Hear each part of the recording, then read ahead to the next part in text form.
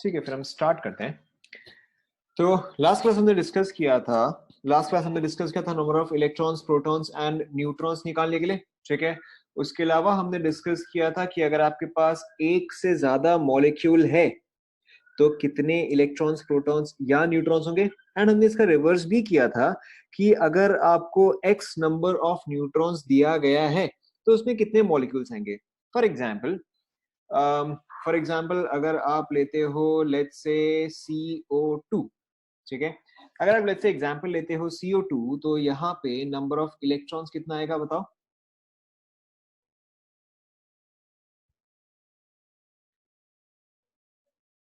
Number of electrons will be correct, number of electrons will be 22।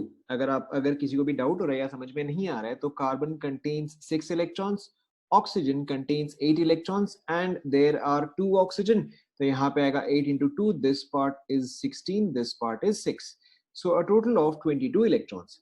Okay, अब अगर suppose करो मैंने आपको दिया होगा, सपोज करो अगर मैंने आपको इंस्टेड दिया है कि आपके पास है लेट्स से 682 इलेक्ट्रॉन्स।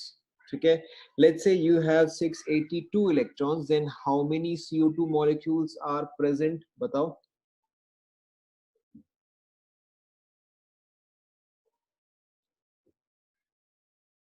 ठीक है, बहुत ही सिंपल है। आप सिंपली ये देखोगे कि अच्छा ठीक है, आपके पास नंबर ऑफ इलेक्ट्रॉन्स कितने 682 और एक कार्बन डाइऑक्साइड में कितना आएगा 22 आएगा, so that makes it 31 CO2 molecules. Clear so far, सभी को समझ में आ रहा है?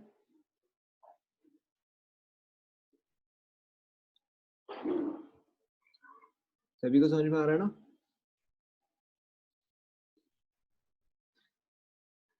ठीक है, फिर इसके बाद देखो, सपोज करो अगर हम एक और एग्जांपल लेते हैं, लेट्स से कि you have let's say 800 neutrons.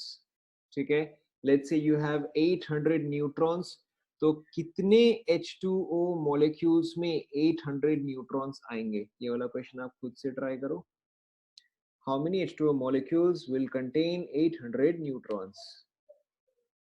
मैं इसीलिए बोलता हूँ जल्दबाजी मत करो।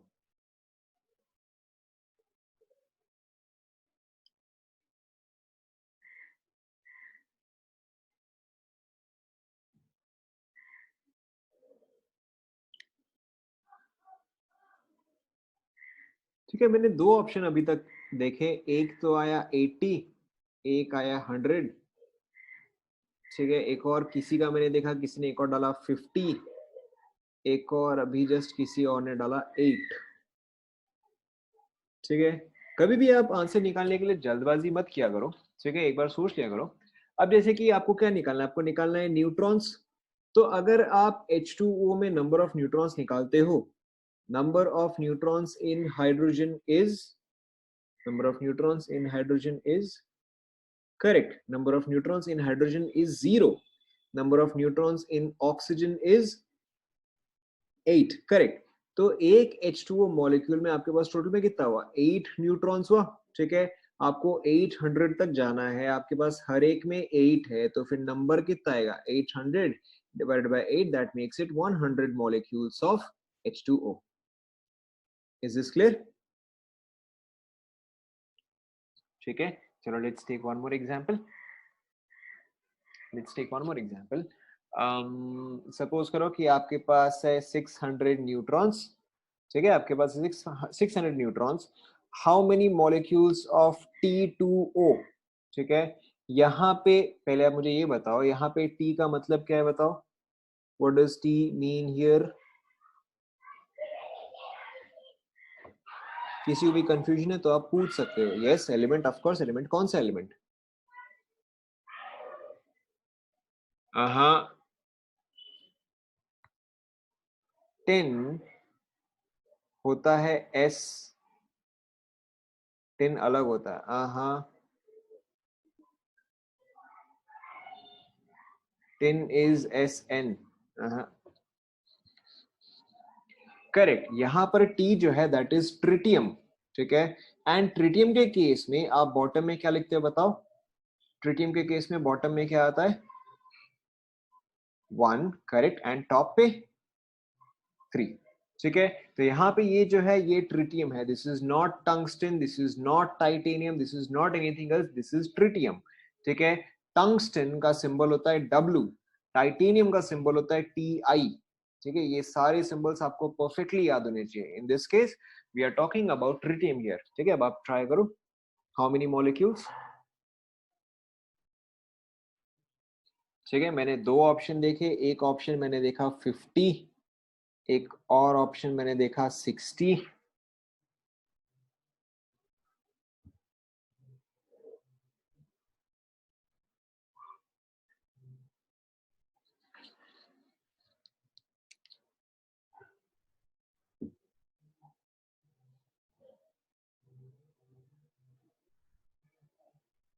चेक करें, चलो चेक करते हैं। देखो, tritium is tritium is T13, तो यहाँ पे नंबर ऑफ न्यूट्रॉन्स कितना आएगा बताओ?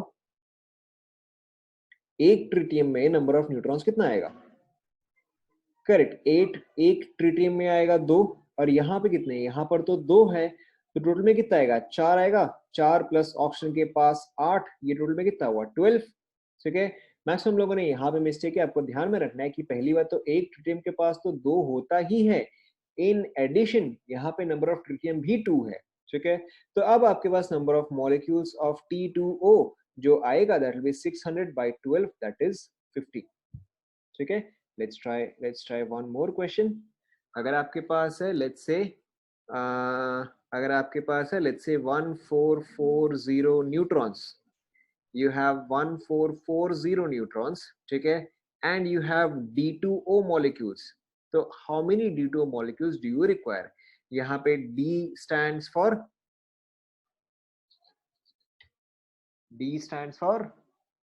correct, यहाँ पे D stands for deuterium, right? and deuterium के केस में आप बॉटम में क्या लिखते हो? ड्यूटेरियम के केस में बॉटम में करेक्ट 1 एंड टॉप पे 2। करेक्ट, अब आप ट्राई करो।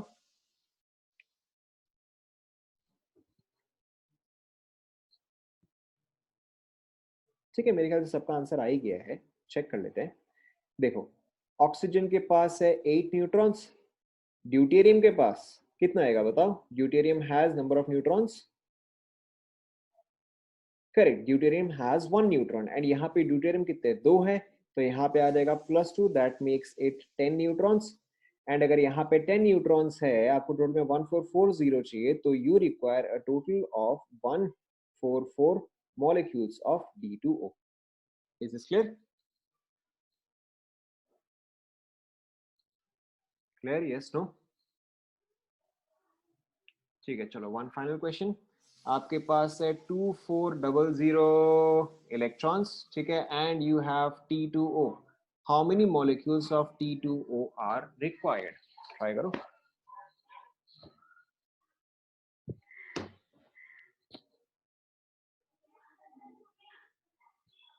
ठीक है, तो मैंने अभी तक ऑप्शन देखे 200, मैंने ऑप्शन देखा 20, 240,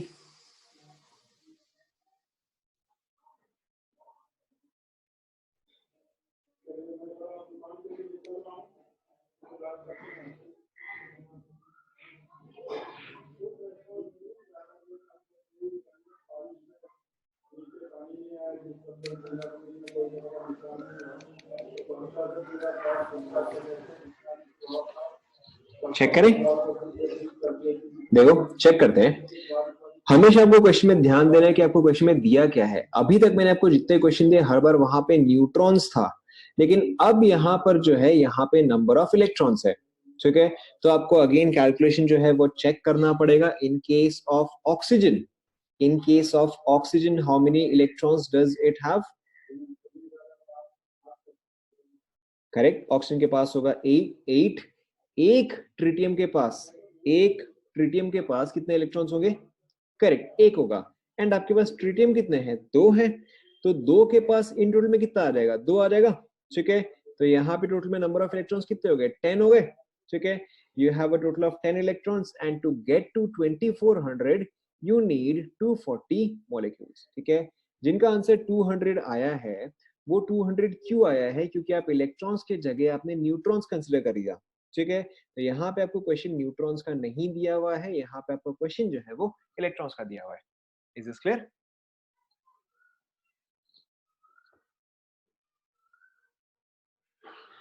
ठीक है, चलो ठीक है। One more question. let's say you have 600 let's say you have 600 नहीं, चलो वैल्यू चेंज करते हैं। let's say you have 640, ठीक है? let's say you have 640 neutrons and you have, ठीक है? इसका मतलब क्या होता है पहले मुझे ये बताओ, जो मैंने यहाँ पे लिखा है C14O, इसका मतलब क्या होता है? What does this mean? What is C14?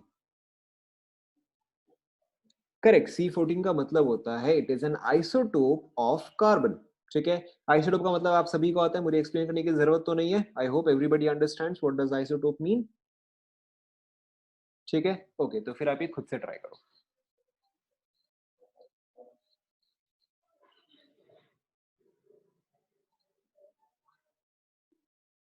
चलो ठीक है, मेरे पास एक आंसर आया है 40।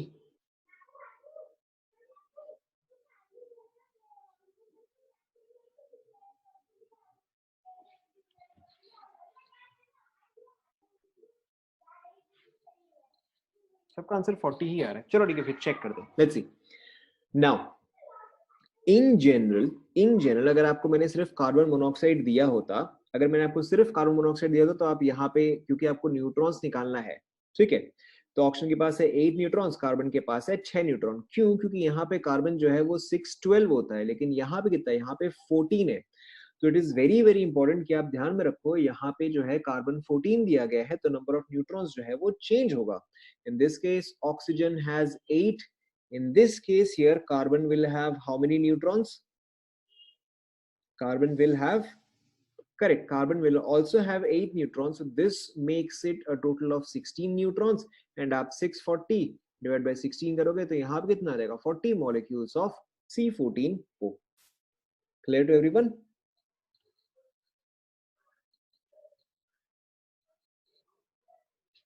ठीक है, चलो फिर आगे बढ़ते हैं।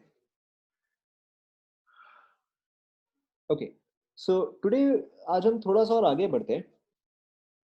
Right, so today we are going to discuss mole, ठीक है? Mole is related to Avogadro number. Mole is related to Avogadro number, ठीक है? एंड एवोगाड्रो नंबर का वैल्यू कितना है बताओ? Avogadro number is, correct, Avogadro number is 6.022 into 10 to the power 23, ठीक है? हाँ ना, ठीक है? अब इस चीज पे हम बाद में आएंगे, will discuss this much much later. Okay, now अब मैं जैसे जैसे पूछता रहा वैसे वैसे आप बताते रहो, ठीक है? सपोज करो मैं आपको बोलता हूँ डेकेड, ठीक है? सपोज करो मैं आपको बोलता हूँ डेकेड, तो डेकेड का मतलब क्या होता है बताओ? करेक्ट, डेकेड का मतलब होता है 10, ठीक है? ये जनरली हम इसको 10 इयर्स बोलते हैं, जनरली हम इसको 10 इयर्स बोलते हैं, बट डेकेड का मतलब हुआ 10। ओके, तो अगर मैं आपको 50 इयर्स बोलता हूँ, if I say 50 years, how many decades will it be? कैसे आया? देखो, आपने 50 इयर्स को डेकेड्स में कैसे कन्वर्ट किया? आपने गिवन वैल्यू लिया, ठीक है? आपने गिवन वैल्यू लिया और उसको आपने डिवाइड किया by the size of decade, ठीक है? आपने गिवन वैल्यू लिया 50 एंड देखा कि एक डेकेड में है 10 इयर्स, तो आप 50 को 10 के ग्रुप्स में डिवाइड करो तो ये आपका आ जाएगा 5। तो 50 इयर्स इज 5 डेकेड्स, ठीक है? चलो अब हम इसी को लेके आगे बढ़ते हैं। Let's say you have century, century का वैल्यू इज, ठीक है, नेचुरली सबको पता है सेंचुरी का वैल्यू इज 100, ठीक है? अब देखो, अगर सपोज करो मैं इसी क्वेश्चन को थोड़ा सा मॉडिफाई करता हूं, आपके पास है लेट्स से 500 इयर्स, आपके पास है लेट्स से 500 इयर्स, ठीक है? अगर आप इसी चीज को डेकेड्स में कन्वर्ट करो तो कितना आएगा? अगर आप इसी चीज को डेकेड्स में कन्वर्ट करो तो उसका वैल्यू आएगा 50 डेकेड्स, ठीक है? और अगर आप इसी चीज को इंस्टेड सेंचुरी में कन्वर्ट करो तो कितना आएगा? ठीक है, नेचुरली ये जो है आपका 5 सेंचुरी आएगा, ठीक है? तो अब 5 डेकेड्स बड़ा है या 5 सेंचुरी बड़ा है? इज 5 डेकेड्स बिगर और 5 सेंचुरीज बिगर? आप में से कुछ लोग सेंचुरी बोल रहे हैं, क्या कर रहे हो तुम लोग? ठीक है, बोथ 50 डेकेड्स एंड 5 सेंचुरीज दोनों का वैल्यू जो है वो एग्जैक्टली सेम ही होगा। आप यहाँ पे एक डेकेड एक सेंचुरी को कंपेयर नहीं कर रहे हो, आप यहाँ पे 50 डेकेड्स एंड 5 सेंचुरीज को कंपेयर कर रहे हो। ठीक है, you are comparing both of these values, both of these values are exactly the same. ठीक है, तो अगेन देखो आपके पास सेंचुरी का भी वैल्यू कैसे आया कि आपको जो भी गिवन वैल्यू था, आपको गिवन वैल्यू था 500, आपने उसको डिवाइड किया बाय जो भी उस स्टैंडर्ड का, यहाँ पे स्टैंडर्ड क्या है, यहाँ पे स्टैंडर्ड इज सेंचुरी, जो भी उस स्टैंडर्ड का साइज था, तो यहाँ पे स्टैंडर्ड का साइज इज 100, तो आपके पास उस डिवीजन से आया 5 सेंचुरीज। ठीक है, चलो लेट्स कंटिन्यू। लेट्स से अगर मैं आपको पूछूं डजन, तो डजन कितना होता है? ठीक है, डजन तो सबको आता है, डजन इज 12। ठीक है, अच्छा ये कितनों को आता है बताओ? How much is a score? चलो ये भी सबको आता है, स्कोर इज 20। ठीक है, अब ये वाला थोड़ा सा अननोन सा है, अगर आपको पता है तो ठीक है, नहीं पता है तो भी ठीक है। ठीक है, how much is a gross? नहीं पता है तो ठीक है। अरे वाह, ठीक है, सो अ ग्रॉस इज 144। ठीक है, वेरी गुड, ये मैंने एक्सपेक्ट नहीं किया था, चलो वेरी गुड। ठीक है, एंड देखो very simple, how much is a pair? 2। ठीक है, तो ये सारे जो है, ये सारे जो है ये सिंपली एक कलेक्शन को रिप्रेजेंट करते हैं। ठीक है, all of these represent a collection of anything. ठीक है, all of these represent a collection of anything. For example, there could be a dozen students. ठीक है, there could be a dozen teachers, there could be a dozen mobile phones, there could be a dozen apples, oranges, bananas, etc. ठीक है, तो dozen जो है वो simply एक collection है। यहाँ पे कलेक्शन जो है वो किसी भी चीज का हो सकता है। ठीक है, सेम विथ स्कोर। ठीक है, a score can be of pens, of pencils, of erasers, of sharpeners, of apples, oranges, anything। ठीक है, तो सिंपली ये सारे वर्ड्स जो है, ठीक है, all of these represent a collection of items। अगर आपको इस चीज में कन्वर्ट करना है तो आपको सिंपली उसके वैल्यू से डिवाइड करना पड़ेगा। ठीक है, फॉर एग्जाम्पल, अगर मैंने आपको दिया है लेट्स से 600 ईयर्स। ठीक है, फॉर एग्जाम्पल अगर मैंने आपको दिया है 600 ईयर्स, अगर आपको इसी चीज को कन्वर्ट करना है टू सेंचुरीज, ठीक है, तो वो कितना आएगा बताओ? ठीक है, very simply to convert it into centuries, what you did is you took the value and divided it and divided by the value of century, तो आपके पास ये आ गया 6 सेंचुरी। ठीक है, यहीं पे अगर सपोज करो आपको इंस्टेड अगर इसको डेकेड्स में निकालना होता तो कितना आता? वेरी सिंपल, आपने क्या किया, आपने सेम जो डेकेड का वैल्यू है आपने उसको उस वैल्यू से डिवाइड किया, तो यहाँ पे आता 60। ठीक है, सपोज करो अगर आपको इसको डजन में कन्वर्ट करना होता तो, ठीक है, तो क्या आता, तो 50 आता। ठीक है, और यहीं पे अगर आपको इसको स्कोर में कन्वर्ट करना होता तो 30 आता। ठीक है, तो अगेन इन सभी चीजों का ओवरऑल वैल्यू जो है वो सेम ही है। ठीक है, all of these represent 600 years. ठीक है, all of these represent 600 years, बस हर चीज को रिप्रेजेंट करने का तरीका जो है वो अलग अलग है। ठीक है, let's take one more example, suppose अगर मैं आपको दूं 1 फुट। ठीक है, 1 foot is how many inches? ठीक है, 1 फुट इज 12 इंचेस। ठीक है, तो अब देखो डिपेंड करता है कि आप कहां से कहां जा रहे हो। ठीक है, कहां से कहां जा रहे हो का मतलब क्या है कि अगर सपोज करो आपको 5 फुट को अगर आपको इंचेस में कन्वर्ट करना है तो वो कितना आएगा? ठीक है, और ये आया कैसे? ये आया कैसे कि आपने 5 को 12 से मल्टीप्लाई किया, तो यहाँ पे आ गया 60 इंचेस। ठीक है, और यहीं पे अगर मैं आपको रिवर्स दूं, अगर मैं आपको दूं 48 इंचेस एंड अगर आपको इसको कन्वर्ट करना है टू गिव यू फीट, तो ये कितना आएगा? ठीक है, तो ये आएगा 4। तो आपको थोड़ा सा मेंटली समझना पड़ेगा कि कहाँ पे आप वैल्यू मल्टीप्लाई कर रहे हो, कहाँ पे आप वैल्यू डिवाइड कर रहे हो। समझ में आ रहा है ना सभी को? ठीक है, you have to understand mentally when you are dividing, when you are multiplying, यहाँ पे आपको समझने की जरूरत ही नहीं है क्योंकि ये सारे वैल्यूज जो है ये कॉमन है, ये आप रेगुलरली यूज करते हो। ठीक है, so you have to understand अगर यहीं पे वैल्यू चेंज होता है तो आप किस केस में तो आप किस केस में मल्टीप्लाई करोगे, किस केस में डिवाइड करोगे, ठीक है। वेरी सिंपली आपको क्या समझना है, अगर सपोज करो कि आप एक बिगर स्टैंडर्ड से एक स्मॉलर स्टैंडर्ड में जा रहे हो, अगर आप एक बिगर स्टैंडर्ड से एक स्मॉलर स्टैंडर्ड में जा रहे हो, तो ये स्मॉलर स्टैंडर्ड जो है ये तो इसमें बहुत बार फिट होगा, आया ना, ठीक है। अगर सपोज करो मैं 1 फुट से लेके मैं इसको इंचेस में कन्वर्ट करना चाहता हूँ, तो 1 फुट में तो बहुत सारे इंचेस ऐड होंगे, ठीक है, या 1 फुट में तो बहुत सारे इंचेस फिट हो सकते हैं, ठीक है। तो जब आप बिगर स्टैंडर्ड टू स्मॉलर स्टैंडर्ड जा रहे हो, बिगर स्टैंडर्ड टू स्मॉलर स्टैंडर्ड जा रहे हो, तो वो चीज मल्टीप्लाई होता है। तो यहाँ पे जब आप फीट टू इंचेस में जाओगे तो वो मल्टीप्लाई हो रहा है, ठीक है। तो यानी कि feet into inches is equal, sorry, feet into 12 is equal two inches, ठीक है। और अगर आप रिवर्स कर रहे हो तो उस केस में क्या आएगा, inches bye 12 is equal to feet. समझ में आ रहा है थोड़ा बहुत,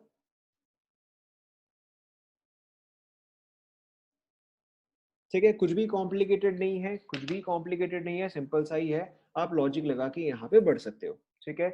चलो, now let's take one more example, ठीक है, let's take one more example. हर बार देखो, जरूरी नहीं है कि आपको यूनिट्स में ही दिया होगा, कई बार आप लॉजिक से भी आंसर निकाल सकते हो, ठीक है। लॉजिक से आप कैसे आंसर निकाल सकते हो, सपोज करो कि आपके पास है, लेट्स से आपके पास मोटरसाइकिल है, ठीक है। अब एक मोटरसाइकिल में कितने पहिए होंगे, बहुत ही डिफिकल्ट क्वेश्चन है, ठीक है। एक मोटरसाइकिल में होंगे 2 पहिए, ठीक है, मोटरसाइकिल विल हैव 2 व्हील्स। तो let's say you have 150 wheels, तो आपके पास कितने मोटरसाइकिल होंगे, ठीक है, 75। तो आपको ऐसे केस में हर बार समझना है, अब आपको हर बार अपने आप समझना होगा कि कहाँ पे मल्टीप्लाई करना है, कहाँ पे डिवाइड करना है। जहां पे आप उसको ग्रुप्स कर रहे हो, ठीक है, कि आपको पता है 2 पहिया मिलके एक कार बनता है, या 2 पहिया मिलके एक बाइक बनता है, तो जहां पे आप ग्रुपिंग कर रहे हो वहां पे आप डिवाइड करते हो, जहां पे आप ओपन करते हो, ठीक है, जहां पे आप ओपन करते हो वहां पे आप मल्टीप्लाई करते हो, कि भाई मोटरसाइकिल में 2 पहिए हैं तो आपने मल्टीप्लाई किया, और व्हील्स को आप डिवाइड कर रहे हो, ठीक है। थोड़ा बहुत अब आपको समझ में आने लग जाएगा। उसी तरह से, ठीक है, उसी तरह से जब हमने अभी मोल्स डिस्कस किया, तो जैसे डजन कंटेन्स 12, ठीक है, decade contains 10, century contains 100, exactly उसी तरह से सेंचुरी कंटेन्स 100, एग्जैक्टली उसी तरह से मोल कंटेन्स एवोगाड्रो नंबर, ठीक है। Mole contains Avogadro number, again it can be Avogadro number of anything, ठीक है, it can be apples, oranges, students, teachers, pens, pencils, planets, etcetera, ठीक है। बट इन जनरल आप एवोगाड्रो नंबर जो है वो आप यूज करते हो इन केस ऑफ केमिस्ट्री, ठीक है। And in general you restricted to use of atoms, molecules, ions, etcetera. तो जब भी आप इन जनरल मोल्स का डिस्कशन कर रहे हो, जब भी आप इन जनरल मोल्स का डिस्कशन कर रहे हो, तो वैसे केस में ये चीज जो है केमिस्ट्री से ही रिलेट होता है, ये चीज जो है एटम्स या मॉलिक्यूल्स से ही रिलेट होता है। फॉर एग्जाम्पल, अगर सपोज करो मैं आपसे पूछूं कि आपकी हाइट कितनी है, तो आप किस यूनिट में रिपोर्ट करोगे, if I ask you what's your height, in what unit will you report it, ठीक है। अगर मैं आपसे आपकी हाइट पूछूं तो आप इन जनरल जो है वो आप फीट एंड इंचेस में बोलोगे, आप बोलोगे कि भाई 5 फीट एंड 4 इंचेस, ठीक है, या आप बोलोगे 5 फीट एंड 10 इंचेस, या आप बोलोगे 6 फुट एंड 1 इंच, ठीक है। तो इन जनरल जब आप हाइट बोलोगे वो आप इंचेस में बोलते हो। ऑब्वियसली इसके अलावा और भी दूसरे कॉमन यूनिट्स भी है, फॉर एग्जाम्पल आप मीटर्स में भी आंसर बोल सकते हो, for example your height could be 1.75 metres, और your height could be 1.6 metres और 1.8 मीटर्स, एंड ऑफ कोर्स आप सेंटीमीटर्स में भी जवाब दे सकते हो, 187 सेंटीमीटर या 175 centimetre. Now, do you report your height in kilometre, क्या आप अपनी हाइट किलोमीटर में बोलते हो, अगर आपसे पूछे कि भाई आपकी हाइट कितना है, क्या आप किलोमीटर में बोलते हो, आप किलोमीटर में नहीं बोलते हो। लेकिन क्या आप किलोमीटर में मेजर नहीं कर सकते, मतलब इज दिस इम्पॉसिबल कि आप किलोमीटर में मेजर ही नहीं कर सकते, इट इज नॉट इम्पॉसिबल, आप मेजर कर सकते हो, ठीक है। You can measure it in kilometre, but that is not a good unit, ठीक है। अगर आपसे पूछे कि भाई आपकी हाइट कितनी है और आप बोलो 0.001 किलोमीटर, तो that is a very pointless unit, ठीक है। आप मेजर कर सकते हो लेकिन वो यूजफुल डेटा नहीं होगा। तो जब भी आप रिपोर्ट करते हो डेटा, ठीक है, whenever you have to report some measurement or whenever you have to report some data, you always use appropriate units, ठीक है। हो सकता है कहीं पे आपको ग्राम में रिपोर्ट करना पड़े, हो सकता है कहीं पे आपको किलोग्राम में रिपोर्ट करना पड़े। फॉर एग्जाम्पल अगर आप कभी अगर आपको आपके पेरेंट्स कभी दूध खरीदने भेजते हैं, ठीक है, तो आप या तो उसको लीटर में मांगोगे या तो आप उसको किलोग्राम में मांगोगे, आप उसको टन में नहीं मांगोगे। ऐसा नहीं कि आप टन में मेजर नहीं कर सकते, but that is not a good unit. Is this clear so far? सभी को समझ में आ रहा है? ठीक है। So again units are chosen as per convenience, कि यहाँ पे कौन सा यूनिट अच्छा रहेगा। अगर सपोज करो आपको आपके घर से आपके फ्रेंड के घर तक या आपको आपके घर से आपके स्कूल तक का डिस्टेंस मेजर करना है, तो in general what unit do you report it in? Correct. आप इन जनरल जो है आप उसको किलोमीटर में बोलोगे, ठीक है।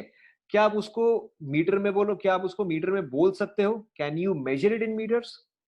Yes, you can measure it in metres, but do you report it? क्या आप ये बोलते हो कि मेरा उसका घर जो है वो 1600 मीटर दूर में है? ठीक है, आप उसको नहीं बोलते हो। या फिर अगर कोई चीज पास में है, ठीक है, अगर कोई चीज पास में है तो आप बोलते हो कि भाई 50 मीटर आगे है या 50 फुट आगे है या 200 मीटर आगे है, ठीक है। तो again it depends on the context कि आप किस चीज को रिपोर्ट कर रहे हो एंड किस तरह से रिपोर्ट कर रहे हो, उसके हिसाब से आप यूनिट्स चूज करते हो। तो जहां पर हम केमिस्ट्री में डिस्कस करेंगे, तो in case of chemistry your units are moles.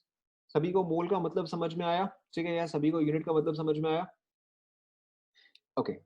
Now the value of a mole is very very large, ठीक है। फॉर एग्जाम्पल अब अगर आप डजन, डेकेड एंड सेंचुरी में देखो, तो इन सब में से लार्जेस्ट कौन सा हुआ? ठीक है, between decade, dozen and century largest कौन सा हुआ? सेंचुरी। लेकिन सेंचुरी का भी वैल्यू कितना है? Century is still only 100। Century is still only 100 moles. Avogadro number का वैल्यू कितना है? 6.023 इंटू 10 टू द पावर 23, ठीक है। This is only 10 to the power 2, this is 10 to the power 23, this is a very very big number, ठीक है। जैसे कि अगर सपोज करो अगर आप एक मिलियन भी बोलते, इफ यू से 1 मिलियन, ठीक है, 1 million is 10 to the power, 1 million is 10 to the power, correct, 1 million is 10 to the power 6, ठीक है। बिल गेट्स का वर्थ कितने में है? Bill gets has a worth in, Bill Gates has a worth in billions, ठीक है। And billions के case में यहाँ पे 10 टू द पावर क्या आता है? ठीक है, बिल गेट्स के केस में its value is 10 to the power 9, ठीक है। तो अगर सपोज करो मैं आपको पूछता हूं 1 मिलियन, ठीक है, if I say 1 million million, तो this will be 10 to the power, this will be 10 to the power, correct, this will be 10 to the power 12, ठीक है। if I say let's say 1 billion billion, so this will be 10 to the power 10 to the power 18 only, ठीक है। तो Avogadro number is even much larger than 1 billion billion, ठीक है। यानी कि अगर 1 बिलियन बिल गेट्स होते तो उससे भी ज्यादा का वैल्यू है Avogadro का नंबर। समझ में आ रहा है सभी को? ठीक है, so it's a very very big number, ठीक है। Now in this case, now in this case suppose if you have to measure how many moles of x substance are present, ठीक है। पहला एग्जांपल मैं आपको देता हूं, फिर उसके बाद आप ट्राई करो, ठीक है। First example is for me. Suppose करो आई गिव यू कि you have let's say 12 into 10 to the power 23 atoms, 12 into 10 to the power 23 atoms of let's say carbon, ठीक है, of let's say carbon। पहले ये वाला example मेरे लिए, ठीक है, पहले आप समझो इस चीज को। So if I ask you how many moles of atoms are present, if I ask you how many moles of atoms are present, तो आप कैसे निकालोगे? अगेन रुक जाओ, ठीक है। सपोज करो अगर मैंने आपको मोल्स नहीं पूछा होता, मैंने आपको डजन पूछा होता, तो आप 12 से मल्टीप्लाई करते या डिवाइड करते? अगर मैंने आपको मोल्स नहीं पूछा होता, मैंने आपको डजन पूछा होता, तो आप 12 से मल्टीप्लाई करते हैं, डिवाइड करते हैं। नेचुरली आप इसको डिवाइड करते हैं, क्यों? क्योंकि आप इसको ग्रुप्स में कन्वर्ट कर रहे हो, ठीक है। तो अगर आपको कभी भी कंफ्यूजन हो, अगर आपको कभी भी कंफ्यूजन हो कि मुझे मल्टीप्लाई करना है या डिवाइड करना है, आप सिंपली मोल को रिप्लेस कर दो विद डजन, ठीक है। So if you have to find out dozens of atom, अब आपको समझ में आ गया कि मुझे डिवाइड करना है, तो उसी तरह से यहाँ पे मोल्स निकालने के लिए अब आप डिवाइड करोगे। सो you have 12 into 10 to the power 23, that is the given value, ठीक है, divided by the standard value, ठीक है। तो यहाँ पे स्टैंडर्ड वैल्यू कितना होगा? 6.023 into 10 to the power 23। Now जब भी आप लिखो ठीक है, जब भी आप अपनी कॉपी में लिखो आप हमेशा ये पूरा वैल्यू ही लिखा करो, you always right the complete value. ठीक है, आप कभी भी अगर लिख रहे हो, ठीक है, आप कभी भी अपनी कॉपी में ऐसे नहीं लिखोगे कि 12 into 10 to the power 23 divided by 6 into 10 to power 23, this is not right. ठीक है, आप इसको इस तरह से नहीं लिखोगे। ठीक है, however when you actually calculate कि अब जब मुझे आपसे इसका आंसर चाहिए, तो अब आप इसको इस तरह से ट्रीट करोगे। ठीक है, तो अब आप बोलोगे कि 2 मोल्स ओनली। ठीक है, लिखोगे आप इसको ऐसे, लेकिन जब आप कैलकुलेशन करोगे तब आप इसको इस तरह से ही कैलकुलेशन करोगे। Is this clear?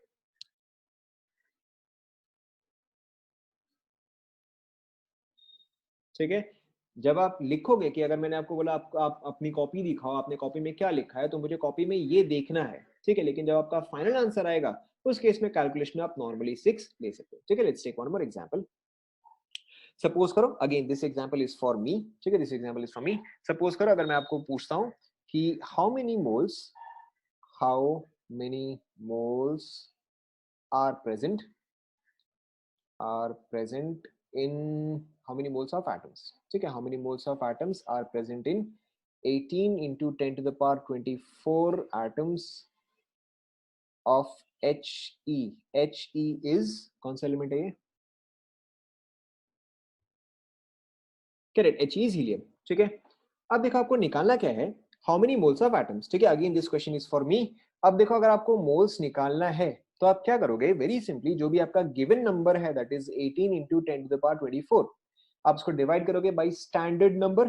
ठीक है, एंड अगर आप इसको स्टैंडर्ड आप लिखोगे इसको ऐसे 6.023 into 10 to the power 23, you will write it like this. ठीक है, लेकिन जब आप कैलकुलेशन करोगे आप इस पार्ट को भूल जाओ। ठीक है, सो दिस मेक्स इट 3। ठीक है, एंड दिस मेक्स इट 1। तो ये आपका कितना गया, this is not 30 moles। Is this clear to everyone?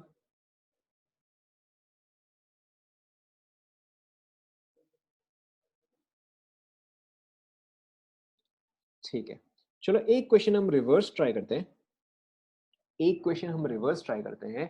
अगर सपोज करो मैंने आपको दिया है 5 moles of iron, 5 moles of iron. अब मुझे एक्चुअल में निकालना है कि नंबर ऑफ एटम्स कितना है, तो मैं क्या करूंगा बताओ, व्हाट शुड आई डू?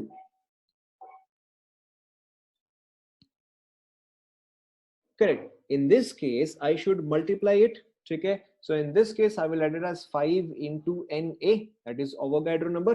ठीक है, so 5 into 6 into, sorry, आप इसको लिखोगे 6.023 into 10 to the power 23. ठीक है, and this becomes 3 or 30 into 10 to the power 23. लेकिन जब भी आप साइंटिफिक नोटेशन में रिपोर्ट करो, हमेशा ये वैल्यू जो है ये 1 से 10 के बीच में होना चाहिए। तो in this case your answer will be 3 into 10 to the power 24। This is clear to everyone?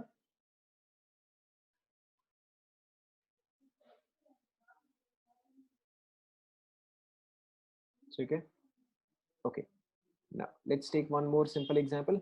Suppose करो सपोज करो कि वन कार, ठीक है, सपोज करो one car has a weight of 800 kilograms।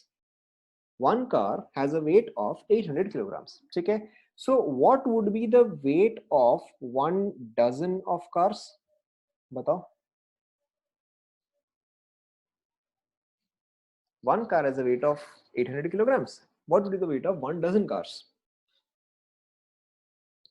ठीक है, आप अभी ये सब चीजें बहुत ही ऑटोमेटिकली कर सकते हो। ठीक है, right now you can do this very automatically. आपने कैसे किया कि अच्छा मेरे पास 1 डजन कार है, यानी कि मेरे पास 1 into 12 कार्स है। ठीक है, मेरे पास 1 into 12 कार्स है and each car has a mass of 800। यही आपने कैलकुलेशन किया। ठीक है, सो दैट मेक्स इट 9600 kilograms। ठीक है, लेट्स से मैं इसी क्वेश्चन को थोड़ा सा मॉडिफाई करता हूं। you have, let's say, 5 dozen cars। let's change it। let's say you have 10 dozen cars। ठीक है, अब इसका मास कितना आएगा बताओ? ठीक है, वेरी सिंपल। आपने क्या किया कि अच्छा यहाँ पे 10 है, यहाँ पे डजन है, तो इसका मतलब ये हुआ, हाँ या ना? ठीक है, और उसके अलावा फिर हर एक कार का मास कितना हुआ, वो 800 हुआ, तो आपने इसका वैल्यू निकाला 96,000 kgs। ठीक है, लेट्स से कि मैं क्वेश्चन थोड़ा सा चेंज करता हूं। ठीक है, आई हैव 10 डजन कार्स। ठीक है, this part is same. I have 10 dozen cars how many wheels are present? I have 10 dozen cars. How many wheels are present?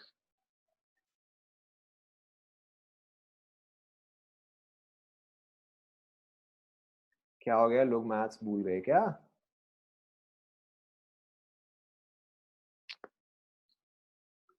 ठीक है, अब देखो क्वेश्चन के हिसाब से आपका रिक्वायरमेंट जो है वो चेंज हो रहा है। ठीक है, मैंने आपको कार का क्या प्रॉपर्टी दिया, I told you that the weight of the car is 800 kilogram. ठीक है, but right now what I asked was how many wheels are present. ठीक है, व्हील्स का वेट से कोई भी लेना देना नहीं है, तो in this case you had to know कि अच्छा कार और व्हील्स का रिलेशन क्या है। So you know that one car has 4 wheels. ठीक है, तो अगर आपके पास 10 डजन कार है तो 10 into 12, this is your number of cars, and how many wheels into 4। ठीक है, सो दिस इज 480।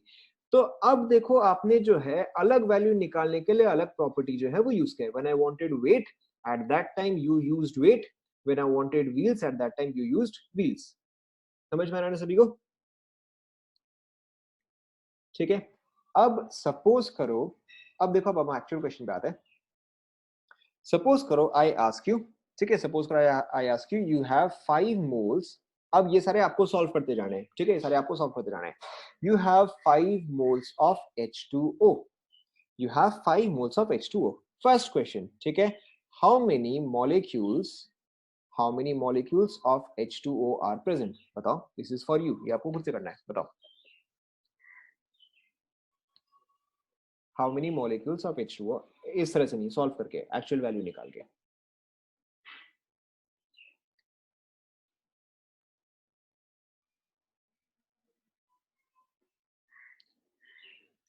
ठीक है, देखो फर्स्ट वाला पार्ट तो इजी, आपने कैसे निकाला, 5 इंटू 10, सॉरी 5 इंटू मोल का value that is 6.023 into 10 to the power 23। ठीक है, तो यहाँ पे आपका वैल्यू आएगा 3 इंटू 10 टू द पावर 24 आएगा। Is everybody clear? If everybody is clear, only then I will start. यहाँ तक सभी को समझ में आया? ठीक है, okay, so now let's change it. First question में मैंने आपको पूछा how many molecules of H2O present. ठीक है, मैं क्वेश्चन चेंज कर रहा हूँ, क्वेश्चन ध्यान से सुनो। ठीक है, question is how many electrons are present? बताओ, दिस इज फॉर यू, खुद से ट्राई करो। How many electrons are present? आप आराम आराम से करो, कोई जल्दी नहीं है।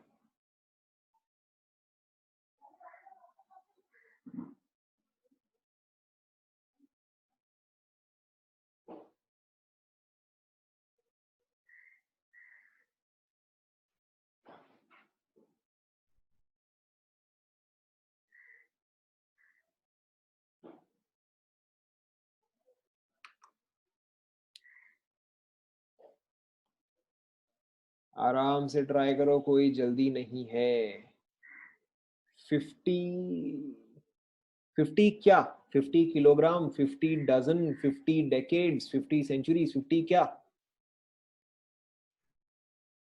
50 इलेक्ट्रॉन्स ओनली?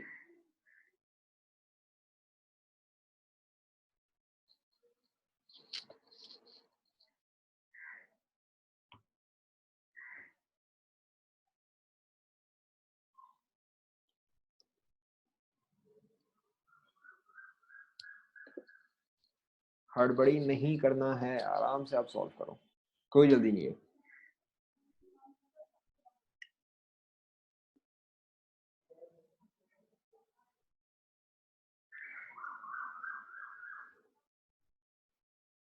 देखो, ठीक है, डिस्कस करें, चलो आई स्टार्ट।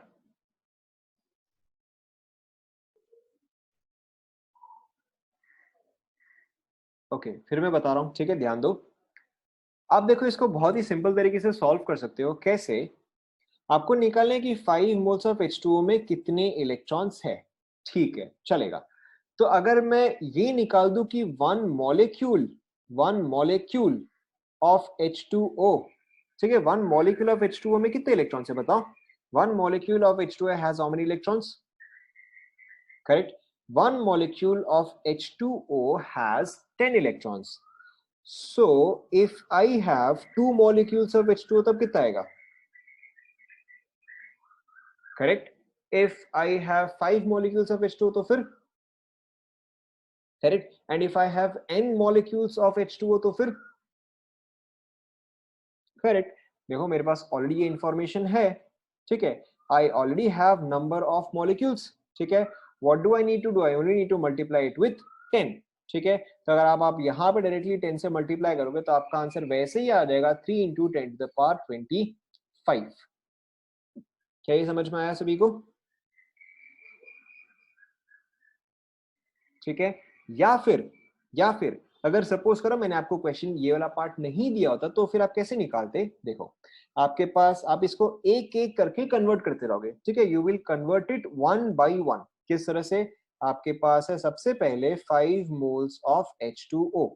आप इसको कन्वर्ट करो into molecules. How will you convert it into molecules? By multiplying it with Na. तो अब आपका ये और मोल्स नहीं रहेगा. ठीक है. Now this will convert to molecules. Is this clear? Yes, no? ठीक है. अब लेकिन आपको तो मॉलिक्यूल्स भी नहीं चाहिए. आपको क्या चाहिए? आपको तो नंबर ऑफ इलेक्ट्रॉन्स चाहिए. So one molecule contains 10 electrons.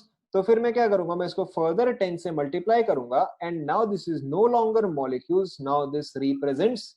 अब ये एंटायर टर्म क्या रिप्रेजेंट कर रहा है बताओ? Correct. Now this represents electrons. समझ में आ रहा है ना सभी को? ठीक है. अब आप डायरेक्टली यहाँ पे वैल्यू निकाल सकते हो. 5 into 6.023 into 10 to the power 23 into 10, that makes it 3 into 10 to the power 25. ठीक है. ओके. Let's continue. सेम चीज. ठीक है. आपके पास है same 5 moles. you have same thing 5 moles of H2O. ठीक है. how many neutrons are present? बताओ how many neutrons are present?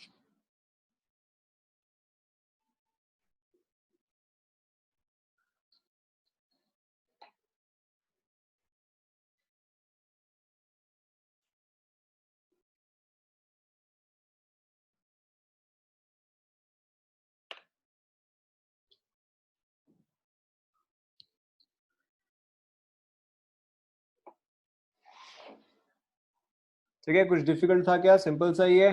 देखो सेम चीज. One molecule of H2O contains how many neutrons? 8 neutrons. ठीक है. तो आपको सिंपली लास्ट में एक 8 मल्टीप्लाई करना है और तो कुछ है नहीं. बाकी का तो सिंपल ही है.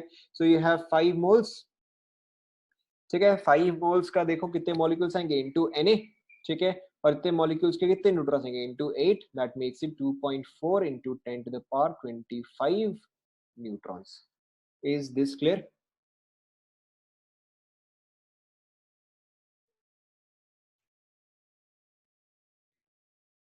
ओके. ये नेक्स्ट दोनों क्वेश्चन आपको खुद से करने हैं. ठीक है. Next both of the questions you have to do. What is the mass of what is the mass of 1 mole of electrons. ठीक है. And what is the mass of 2 moles of protons. खुद से करो. आप मुझे approximate answer बोल सकते हो. आपको एकदम एग्जैक्ट आंसर निकालने की जरूरत नहीं है. You can tell me the approximate answer. खुद से ट्राई करो यूनिट्स एंड पावर्स का ध्यान रखते हुए.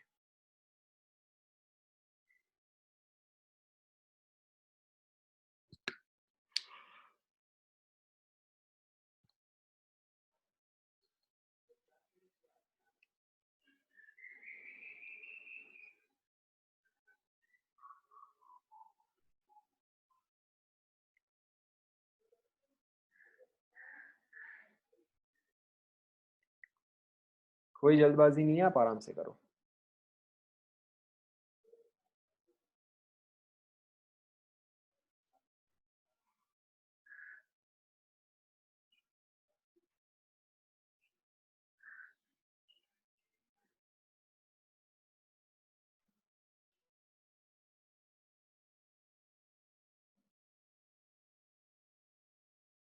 हमेशा आप यूनिट भी मेंशन किया करो कि वो किलोग्राम में है या वो ग्राम में है या वो पाउंड में है, हमेशा आप यूनिट भी मेंशन किया करो।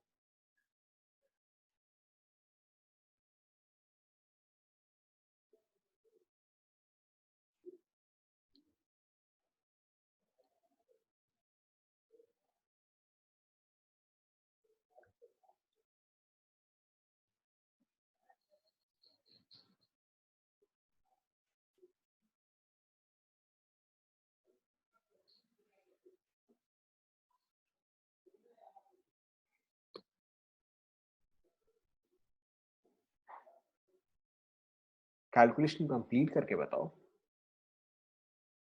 कैलकुलेशन मेरे लिए नहीं रखना है, खुद कंप्लीट करके बताओ।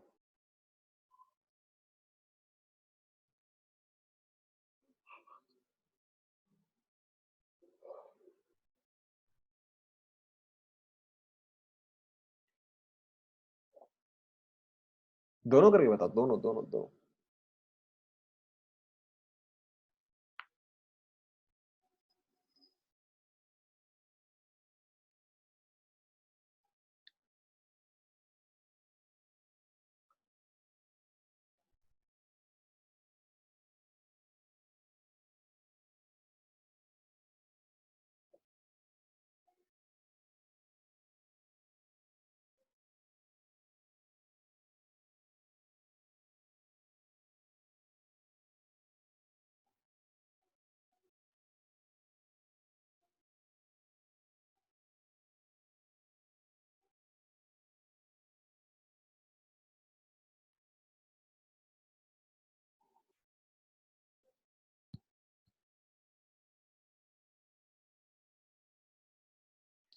ठीक है, चलो चेक करते हैं।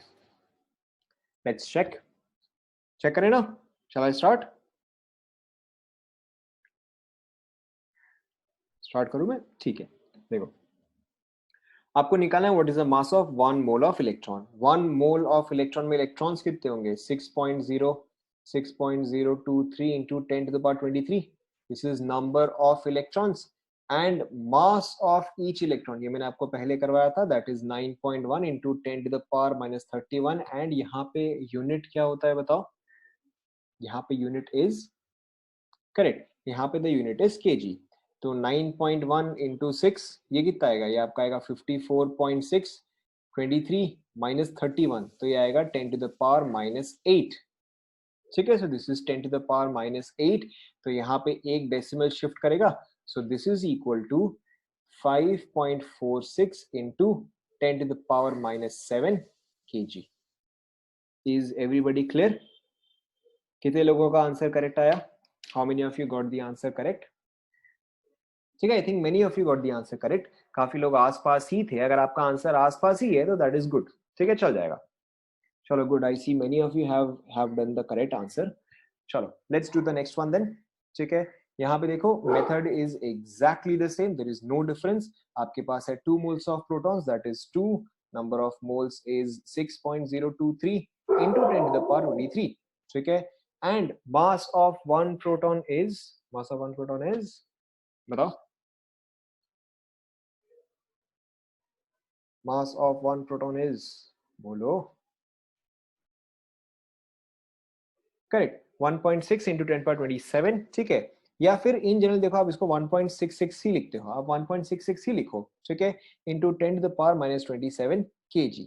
ठीक है, नाउ अब देखो, आप भले ही 1.66 लिखो जरूर, ठीक है, 1.66 लिखो जरूर, लेकिन जब भी आप कैलकुलेशन करोगे, जब भी आप कैलकुलेशन करोगे, आप 1.66 को ट्रीट करोगे एज 5/3। 5/3 कितना आएगा? 1.67 ही तो आएगा, है ना? तो इससे क्या है कि आपका कैलकुलेशन जो है वो काफी इजी हो जाएगा। ठीक है, किस तरह से? देखो, now this becomes 2 into 6 into 5/3। ठीक है, इंटू 10⁻, यहाँ पे -27 है, यहाँ पे +23, तो यहाँ पे कितना बचेगा? -4 बचेगा।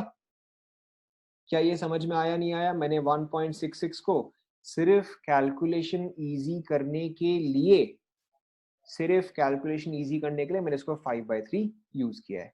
ठीक है, तो अब देखो यहाँ पे आपका 3 ये कटा, दिस इज 2, 2 and 2 4, 4 and 5 20। तो ये आपका आ जाएगा 2 into 10 to the power minus 3 kg. How many of you got this correct?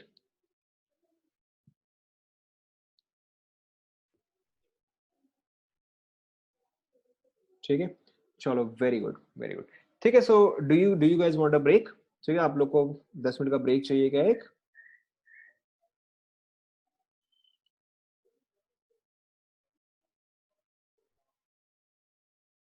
किसी को नहीं चाहिए?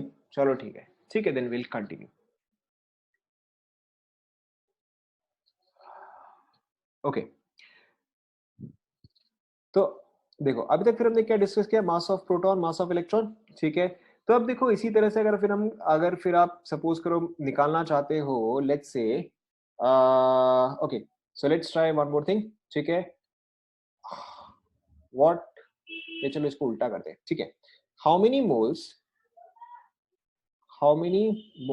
ये वाला एग्जांपल मेरे लिए है, this example is for me. How many moles of electrons is present, how many moles of electrons is present in 18.2 kilograms of electrons. ठीक है, अब देखो मुझे क्या निकालना है कि how many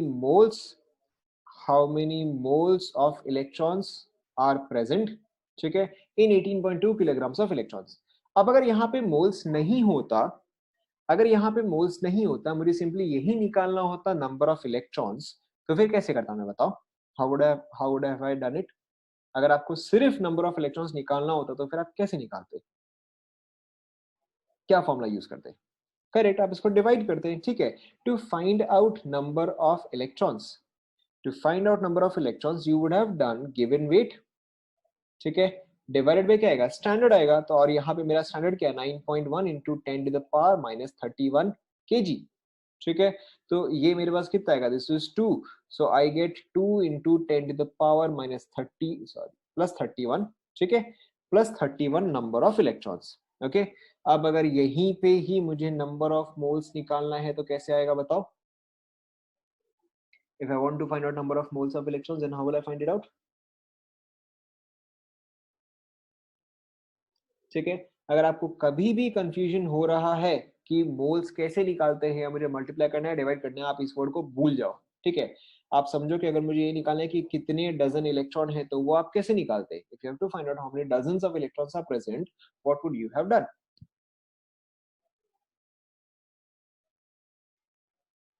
ये निकालना होता तो क्या करते हैं आप? ठीक है, आप सिंपली नंबर ऑफ इलेक्ट्रॉन्स को डिवाइड बाय 12 करते हैं. ठीक है, तो अब यहाँ पे आपको डजन नहीं दिया गया है, यहाँ पे आपको मोल दिया गया है, तो आप वही चीज करोगे कि 2 into 10 to the power minus 31, sorry minus नहीं है यहाँ पे, प्लस है, divided by 6 into 6.023 into 10 to the power 23. ठीक है, और इस चीज का देखो वैल्यू कितना आएगा? This is 1/3 into 10 to the power 8 or 3.33 into 10 to the power 7 moles of electrons. Moles of electrons. Is this clear to everyone? सबको समझ में आया? Okay. So now the next example is for you. ठीक है, the next example is for you. How many moles of protons, how many, कौन सा वाला part? ये कैलकुलेशन, ये वाला?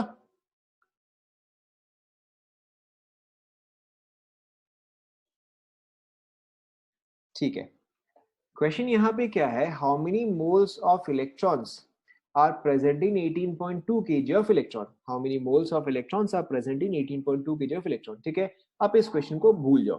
ठीक है, फॉरगेट दिस क्वेश्चन. अगर सपोज करो मैंने आपको पूछा होता कि how many dozens of watermelon, how many dozens of watermelon are present in 60 kg of watermelon? How many dozens of watermelon is present in 60 kg of watermelon? तो आपको यहाँ पे क्या डेटा चाहिए बताओ? What data do you need? आपको यहाँ पे ये चाहिए कि एक वाटरमेलन का मास कितना होना चाहिए. ठीक है, सो फॉर एग्जांपल अगर मैं आपको बताता हूँ कि भाई एक वाटरमेलन का मास जो है that is let's say 1 kg. ठीक है, if I tell you that one watermelon has a mass of 1 kg, then how many watermelon is present here? ठीक है, 60 याद आएगा, very simple, there will be 60 watermelons. And how would you find out the number of dozens? Correct, divided by 12. ये जो question है ये exactly same ही है, ठीक है.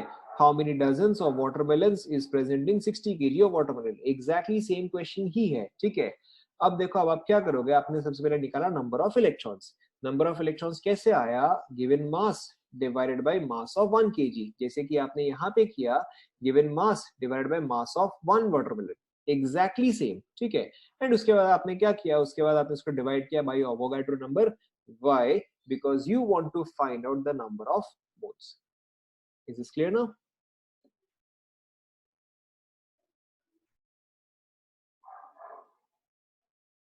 Okay. Okay. Students, this question is for you. Okay. How many moles of protons are present? How many moles of protons are present in 30 grams? In 30 grams of it. Try करो. ठीक है, आप यहाँ पे 1.66 को 5/3 ले सकते हो, ठीक है. ये वाला क्वेश्चन आपके लिए है, आप खुद से ट्राई करो.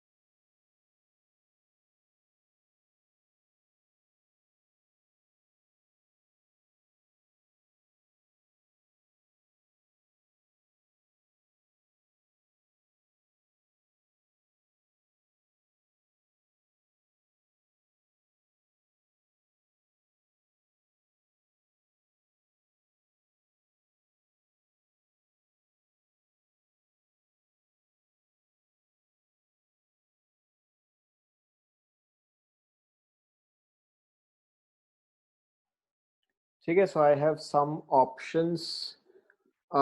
मुझे एक जगह दिख रहा है 30 moles. Option B is 3 into 10 to the power 4. Option C 0.3. ठीक है, एंड एक ऑप्शन डी मैं अपना डाल रहा हूँ. Option D is none of these. ठीक है, चलो चेक करते हैं.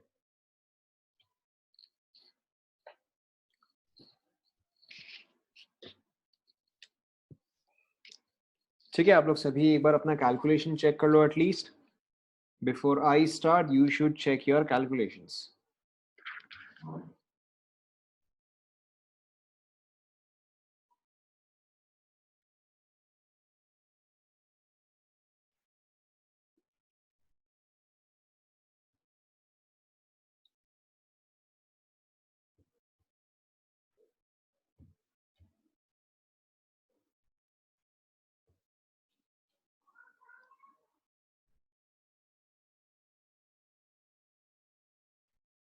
स्टार्ट करूं मैं? Should I start? Okay. So सबसे पहली बात इज यहाँ पे आपको ग्राम्स में दिया गया है. दिस इज फर्स्ट थिंग, ठीक है. Why is the first thing? अगर आपको निकालना है let's say number of protons, तो आप कैसे निकालते हैं? Given weight that is 30 gram divided by weight of one proton. Now weight of one proton is 1.66 into 10 to the power minus 27. But यहाँ पे यूनिट क्या आता है? करेक्ट, यहाँ पे यूनिट आता है केजी. तो आपको पहली बात तो दोनों को सेम यूनिट में कन्वर्ट करना पड़ेगा, ठीक है. So if I let's say convert this into KG, तो यहाँ पे क्या आएगा? यहाँ पे एक 10 to the power minus 3 का टर्म आएगा, हाँ ना? यस और नो? करेक्ट, क्योंकि 1 gram is 10 to the power minus 3 kgs. तो यहाँ पे 10 power minus 3 का टर्म आएगा. उसके अलावा मैंने आपको क्या बोला कि आप 1.66 को 5/3 ले सकते हो. यार कैलकुलेशन विल बिकम इजियर. तो अब देखो, ये 10 power minus 27 जो है ये ऊपर में जाएगा. सो you have 30 divided by 5. And जो डिवाइडेड बाय 3 आता, ये कहाँ जाएगा? ये ऊपर जाएगा. Into 10 to the power, this is 24. Okay, ये 3, ये जो है ये कटा 6, ये जो है ये ऊपर जाएगा, so this becomes 18 into 10 to the power 24 protons. क्या ये पार्ट क्लियर हुआ? ठीक है, फिर आपको मोल्स निकालना है, तो divided by 6 into 10 to the power 23, that makes it 30 moles. Is this clear?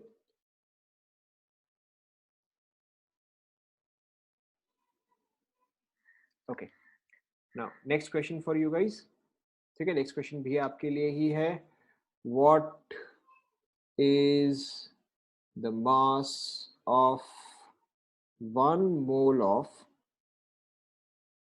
protons, 1 mole of neutrons? दोनों सेपरेट क्वेश्चंस है, both of these are separate questions.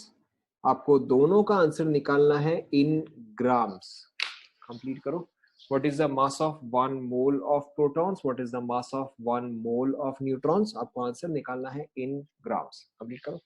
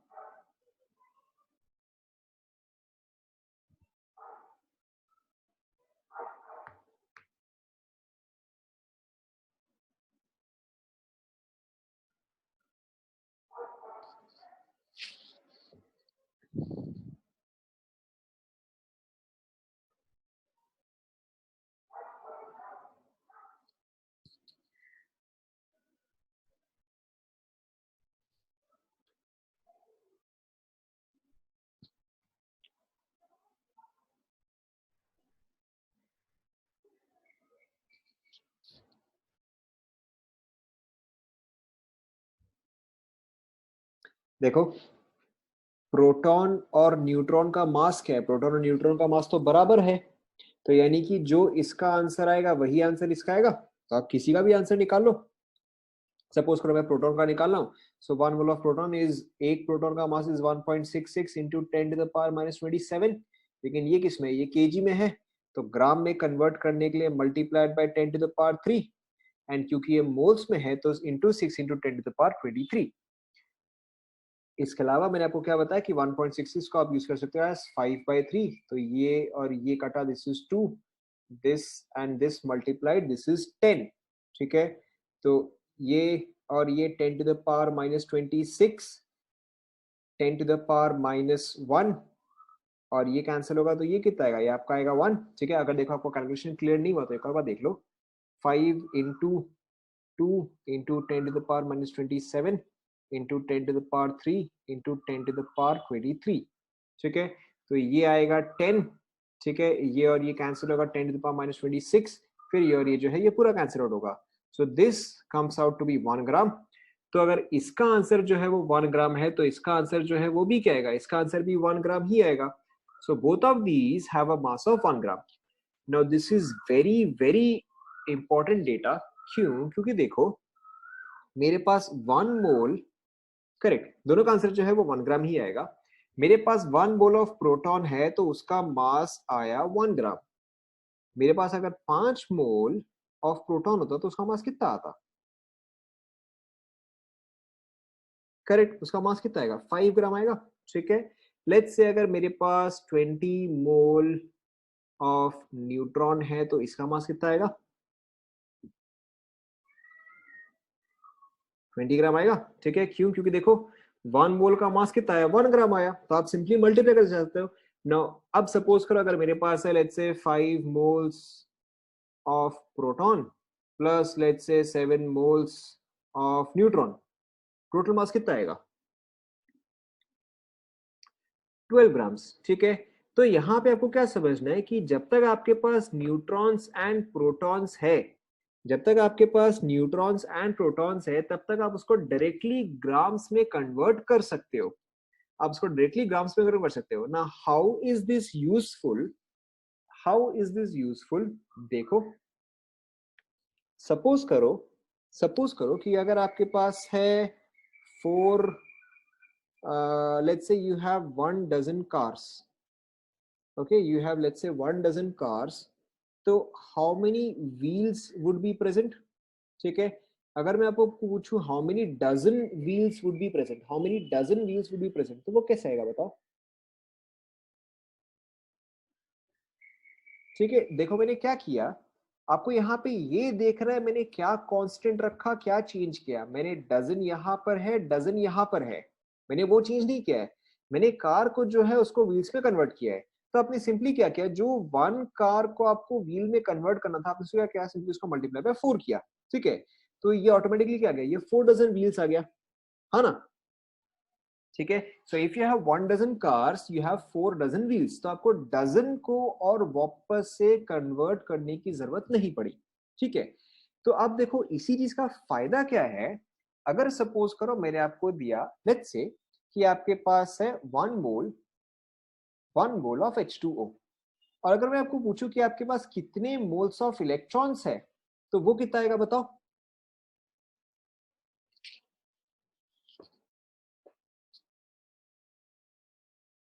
ठीक है, तो आप मोल्स टू मोल्स सेम रखो, आप मोल्स टू मोल्स सेम रखो, आप simply H2O two electron convert करो, कितना आएगा बताओ? ठीक है, तो ये आपके पास डायरेक्टली आ जाएगा, this will be 10 moles of electrons, right? अगर सपोज करो इसी को आपको चेंज करना है टू गिव यू, सॉरी, अगर आपको इसको change to give you number of protons या मोल्स ऑफ प्रोटॉन्स, तो ये कितना आएगा? ये भी आपका 10 आ जाएगा। एंड अगर आपको मोल्स ऑफ न्यूट्रॉन्स निकालना है तो फिर, ठीक है, तो ये आपका आ जाएगा 8। तो अब देखो, अच्छा चलो एक और example, let's take one more example, let's take one more example, let's say you have CO2, ठीक है, let's say you have 1 mole of CO2, ठीक है, आपको हर केस में मोल्स ही बता रहा है, ठीक है, मोल्स ऑफ प्रोटॉन्स बताओ,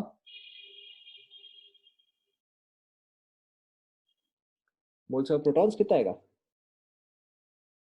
correct, you will have 22 moles of protons, moles of electrons, ये भी आपका 22 ही आएगा, and moles of neutrons will also be 22। तो यहाँ पे कोइंसिडेंटली तीनों जो है वो बराबर ही आ गया।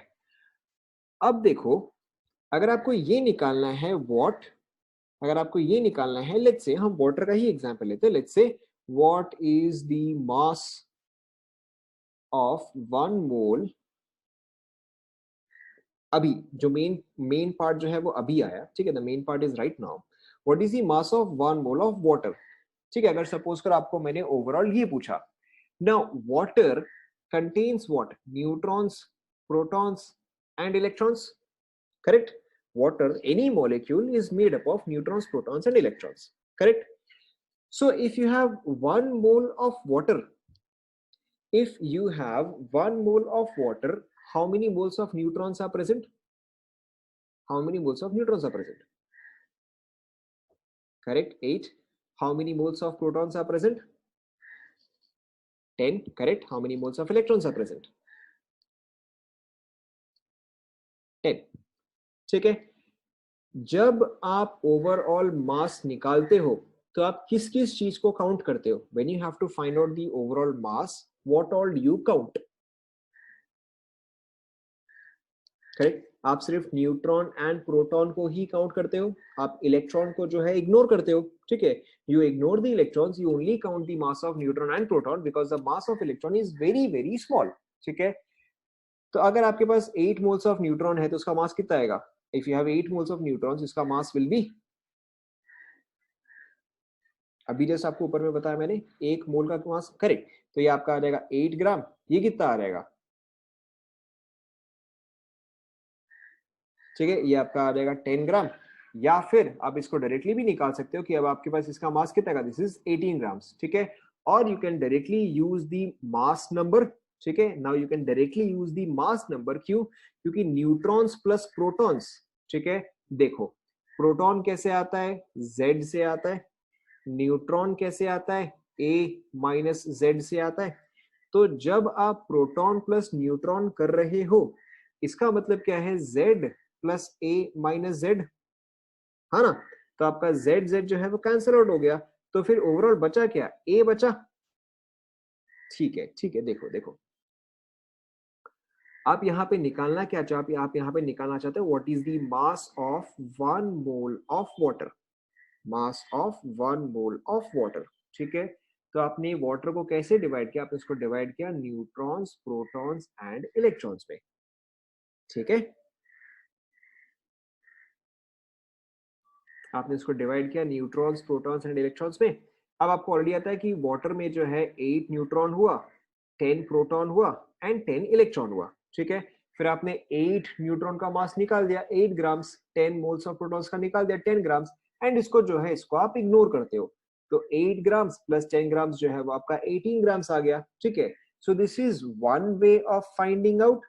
The easier way of finding out is, आपने यहाँ पे किया क्या, आपने यहाँ पे न्यूट्रॉन्स को लिया एंड प्रोटॉन्स को लिया एंड दोनों को क्या किया, ऐड किया। ठीक है, तो न्यूट्रॉन्स आता है a माइनस जेड से, प्रोटॉन्स आता है सिर्फ z से। तो अगर मैं इन दोनों टर्म को ऐड करूं, अगर मैं इन दोनों टर्म को ऐड करूं तो z एंड z क्या करेगा, एक दूसरे को कैंसिल आउट करेगा। तो अब क्या बचा, a बचा। ठीक है, यानी कि अगर आपको निकालना है मास, ठीक है, अगर आपको निकालना है मास, तो अब आप डायरेक्टली सिंपली ए को ही एड अप करते जाओ, ए को ही एड अप करते जाओ का मतलब क्या है, जैसे कि आप H2O वाला ही एग्जांपल लो। ठीक है, H2O में ऑक्सीजन का ए कितना आएगा बताओ, H2O में ऑक्सीजन का ए इज, ऑक्सीजन का ए 16, हाइड्रोजन का कितना है 1, लेकिन हाइड्रोजन है कितना 2, तो जब आप इन दोनों को ऐड करोगे ये आपका कितना गया, ये आपका ओवरऑल आ गया 18। ठीक है, यहीं पर ही देखो, अगर सपोज कर आपको निकालना है कि CO2 की 1 मोल ऑफ CO2 का मास कितना होगा, तो आप डायरेक्टली कैसे निकाल सकते हो, आप डायरेक्टली ए के वैल्यू से निकाल सकते हो। ठीक है, आप डायरेक्टली ए के वैल्यू से निकाल सकते हो। कार्बन, कार्बन का ए का वैल्यू इज, हड़बड़ी नहीं, कार्बन का ए का वैल्यू इज करेक्ट 12, ऑक्सीजन का ए का वैल्यू इज 16, बट ऑक्सीजन है कितनी बार, 2 बार है। ठीक है, तो ये आपका कितना रहेगा, this is 32, this is 12, this becomes 44 grams. ठीक है, क्लियर टू एवरीवन। हम एक दो और एग्जाम्पल लेंगे, will take a couple of more examples, don't worry. ठीक है, now let's say you have to find out the mass of 1 mole of ammonia. What is the formula for ammonia? Formula for ammonia, correct, formula for ammonia is NH3। अगर आपको 1 मोल का मास निकालना है तो 1 mole can be directly found out, correct, 1 mole can be directly found out by using the value of A। in case of nitrogen the value of A is correct 14, plus hydrogen के लिए 1, but hydrogen है 3 बार, तो ये कितना आएगा, this is 17, so this becomes 17 grams. ठीक है, मैं इसको थोड़ा सा कॉम्प्लिकेट कर रहा हूं। Let's say you have let's say you have nitrogen dioxide. ठीक है, let's say you have nitrogen dioxide, आपको निकालना है कि 5 मोल्स ऑफ NO2 का मास कितना है। ठीक है, आपको ये निकालना है कि 5 मोल्स ऑफ NO2 का मास कितना है। एक बार आप ट्राई करो, वरना फिर मैं बताऊंगा, एक बार आप ट्राई करो।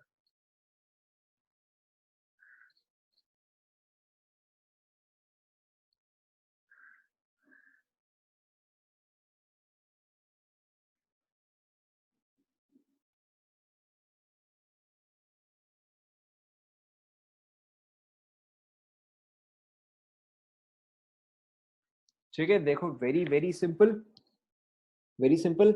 आप पहले 5 मोल्स का नहीं निकालोगे, आप पहले 1 मोल का ही निकालोगे। ठीक है, 1 मोल का तो डायरेक्टली ए से आ जाएगा, nitrogen is 14, oxygen is 16, but oxygen is twice 32 plus 14, this is 46।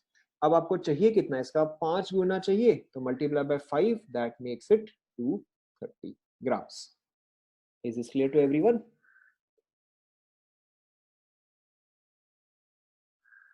ठीक है, last question for today, last question for today, what is the mass of 4 moles of Fe2O3?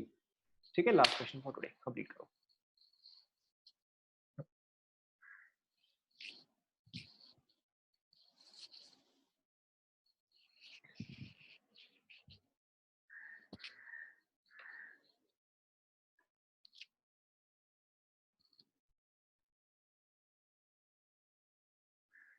ठीक है, मुझे लग रहा है कि आप में से काफी लोगों को इसका मास याद ही हो गया है। तो इसका मास आता है 160। अगर किसी को डाउट है तो Fe is 26 and 56। तो 56 into 2 plus 3 into 16, ये आपका इन टोटल में आता है 160 ग्राम्स फॉर 1 मोल। बट आपको यहाँ पे चाहिए कितना, 4 मोल चाहिए, तो आप यहाँ पे इसको मल्टीप्लाई करोगे with 4, that makes it 640 grams. Clear to everyone?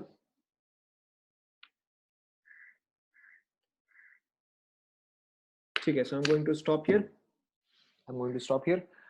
Apart from that, it is very important that you revise.